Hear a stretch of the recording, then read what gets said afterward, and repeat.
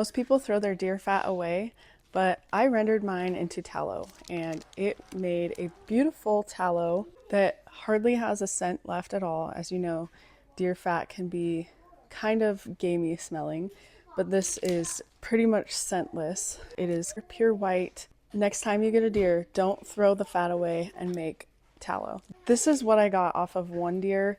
I know the fat content on a deer really varies on the animal and what time of year it is and everything, but I consider this a pretty good haul of tallow off of one deer. So I can't wait to make this into soap, but for now, I'm just going to show you how to render your fat into this beautiful pure white tallow. If you've been around for a while, you may have seen the video of me hunting and getting a deer. This is where that fat came from, and I decided instead of throwing it out that I wanted to try rendering it. If you haven't seen the video yet, I will leave it linked in case you want to check it out.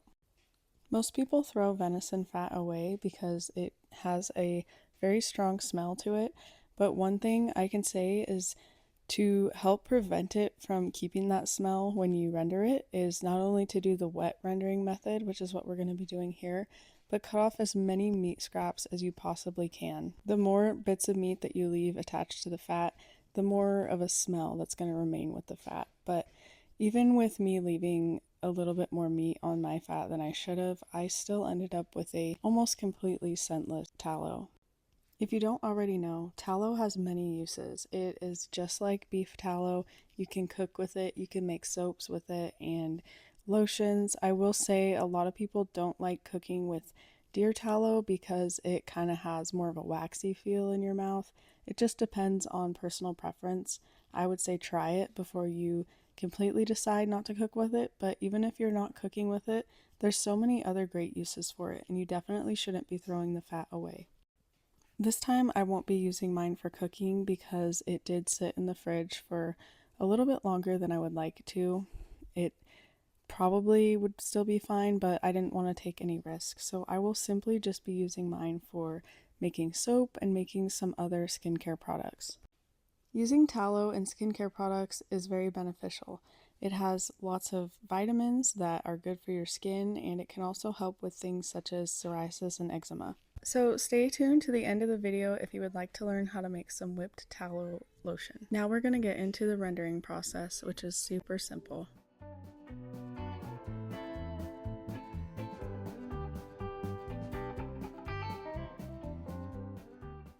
You're going to want to start by trimming the fat. The amount of fat on a deer varies, and oftentimes there may not be enough fat on one single deer to make tallow. So if you don't have enough, just put it in Ziploc bags or a freezer safe container and just save it up until you do have enough to make tallow. I ended up having enough to fill my crock pot about 3/4 of the way full of deer fat. I'd say it was probably 2 to 3 pounds of fat total. So once you're done trimming your fat, you're going to want to chop it into small cubes. An inch or so is about the right size. I know some of mine were a little bit bigger than that, but it's okay because it's going to get cooked down anyways. I would also do a little bit better of a job than I did on cutting the meat off because, again, if you leave too much meat on there, it will still have a scent when it's finished.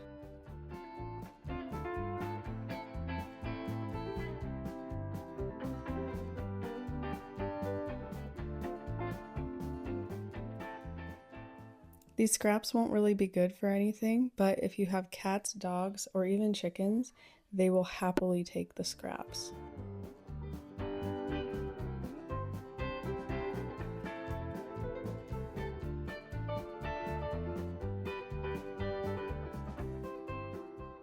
Once you've got all of your fat into your crock pot, or whatever pot you were using, I prefer using a crock pot just because I don't have to watch it very much, but you can also do this on the stovetop if you pay close attention.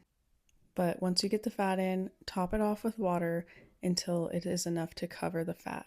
I also like to sprinkle some salt in there to just purify it, and it just kind of helps with getting all of the meat and gunky stuff to settle at the bottom once it is done.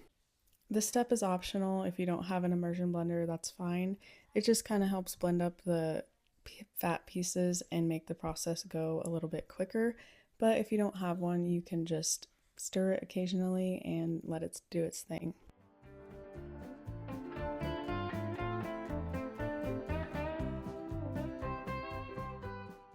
This process pretty much takes all day, and mine actually took 2 different days just because I ended up having to go somewhere and I didn't want to leave it going when I wasn't home. But it takes anywhere from about 6 to 8 hours for the first part of the rendering process to be done. Once you're finished rendering, you're going to strain it with some cheesecloth or something along those lines. As you can see, the color is kind of golden and there's a lot of chunky stuff in there, so it's likely going to need to be done a second time. After you're done straining it, you're going to let it cool, and once it cools, you will be able to remove it from the bowl and end up starting the process over again. It's not going to be perfectly clear even when it's done, but the fact that it's still pretty yellow tells me that I definitely am going to want to render it a second time. So this time I will just put some water in the crock pot and then break up the chunk of tallow. You can't really tell in this video, but it still definitely smelled at this point, and the bottom of it had a bunch of little residual pieces of the meat chunks or whatever you want to call it. And so I just kind of scraped that off into the bowl and put the rest of it back into the crock pot.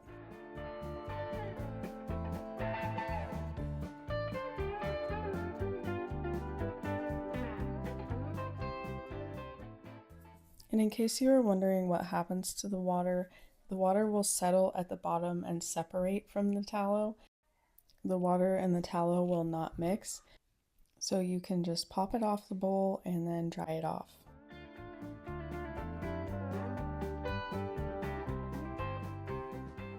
As you can see, this color is a lot better. I did the same exact process. I still strained it the second time and then let it cool. And then after I let it cool, I actually melted it down and put it in this jar. So now I'm going to show you how to make a whipped tallow lotion. It's very easy and very nice on your skin. You are going to need 1 part tallow to 1 part a liquid oil. In this case, I ended up doing about a cup of tallow and then a half cup of coconut oil and a half cup of jojoba oil. I didn't have enough jojoba oil, and that's why I chose to do coconut oil as well. And I know it's not technically a liquid, but at the same time, because it is so runny and has such a low melting point, it's not really going to affect the end product. Plus, coconut oil also has many benefits for skincare products, and it smells good too.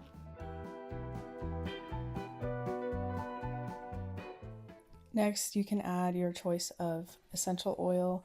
I use lavender because I love the smell, and it's also another great skin oil, and I used about 25 drops. Then you're just going to very slowly heat up the tallow and other oils until it fully melts together.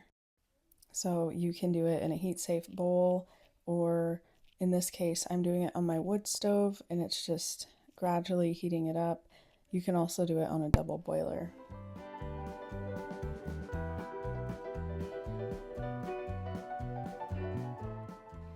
Once the tallow is fully dissolved and the oils are completely blended together, you can pour it into the bowl of a stand mixer, or just leave it in the bowl it's in if you're using a hand mixer.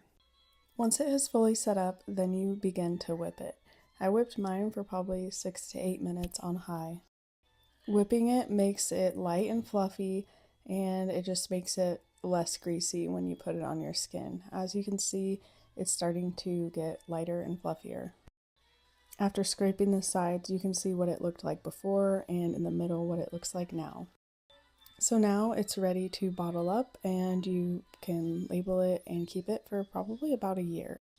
These make great Christmas gifts, but it also just feels so good on dry hands, and it's that time of year where the cold air really dries my hands out. So next time you get a deer, I challenge you to keep the fat and render it into tallow instead of throwing it away. Thank you so much for watching, and if you like learning more homesteading skills or just watching my journey as a homesteading mom who does things mostly by myself while my husband is working away for several weeks at a time, please make sure you like and subscribe. Leave me a comment if you've ever made deer tallow or if you've ever used the fat for anything. I'd love to hear about it.